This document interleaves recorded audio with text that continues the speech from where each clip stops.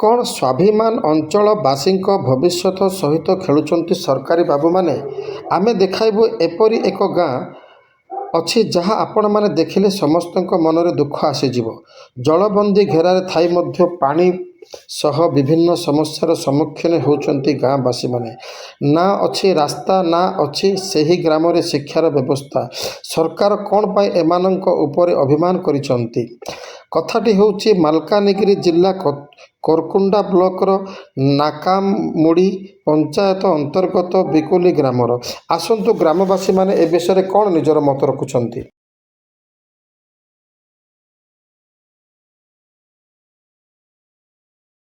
তোর না কাই না মা রসিদা কর গাঁর না বকলি পাঠ পড়ুছ হ্যাঁ কেতে পড়ুছ পাঁচ কোন স্কুলে পড়লাস নি কজরিগুড়া কেমতি গালাস নি তোমার গাঁর স্কুল নাই নাই অঙ্গনবাড়ি নাই কেমতি গালাস নি তুমি হিন্দি নিগলি কেতে কিলোমিটার পার আইছি যে 3-4 কিলোমিটার আইছি এলে স্কুল কেমতি গালাস নি মা বাবা ছাড় দিলেন তুমি গালাস নি তুমি গালাস নি ସବୁବେଳେ ଗାଲାସ ନି নাই ନାଇଁ କାହିଁକି ଯାସ ନାଇଁ ସବୁବେଳେ ଗାଡି ତ ଲଙ୍ଗ ଡାକେ ନା ପାରୁ ଡରି କରି ମା ବାପା ମିଶେ ପାଠ ନାଇଁ ତମକୁ ମିଶେ ଡର ଲାଗଲାନି କାହିଁ ଗୋଟେ ସ୍କୁଲ ହେଲେ କେମିତି ହେଇଛି ପଢିଲାସ ନି ଗାଁ ସ୍କୁଲରେ ଭଲ ସବୁ ଯାକ ପଢସା କାହିଁ ସ୍କୁଲ ହେଲେ बुकली କଣ ଗାଁ ଏଟା बुकली ବୁକଲି କଣ ପାଠ ପଢୁଛ କେତେ ପଢୁଛ कौन था କୋଉ ସ୍କୁଲରେ ପଢୁଛ कजरीगुड़ा ତମର ଗାଁରେ ସ୍କୁଲ ନାଇଁ କି नहीं ଅଙ୍ଗନବାଡି ଘର नहीं ହେଲେ କେମିତି ଯାଉଛ ତମେ चाली चाली କେତେ କିଲୋମିଟର ହେଇଛି 3 किलोमीटर ହେଲେ ତମର ଗାଁରେ କେତେଟା ପାରା ପିଲା ଅଛ ପଢବା ପିଲା ମନ कौनती गोटे कोड़े 30 ପଢିଥିଲେ ହେଲେ ତମକୁ ମାନେ କେମିତି ପଢବା ପାଇଁ କେମିତି ମାନେ ଏତେ ଦୂର କେମିତି ଯାଉଛ बहुत असुविधा है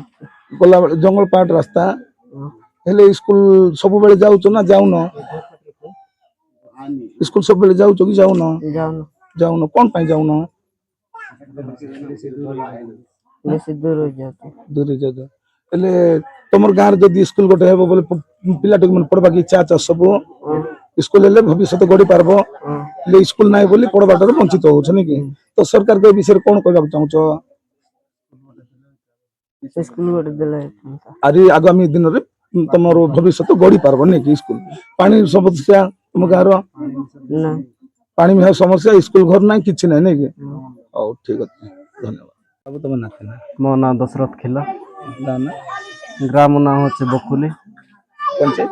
पंचायत नाकामामड़ी ब्लॉक कोरखंडा जिला मालकानगिरी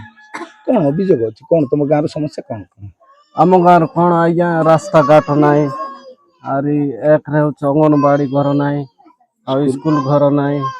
एटी चाली चाली खजरीगुड़ा जाउछंती से रास्ता आम गाँ ठू गला बेले 4-5 किलोमीटर हबो सेठी गोटे खाल होची जीवा पाए भी समस्त डरुचंती ନଦୀ ନାଳରେ होय से खरा टाइम रे जाउचंती वर्षा टाइम रे जाउ नांती ए एते बहुत सब किछि प्रॉब्लम होची ହେଲେ ମା ବାପା ମିଶା ଭୟ ଲାଗୁଛି हाँ माँ बापा मिसा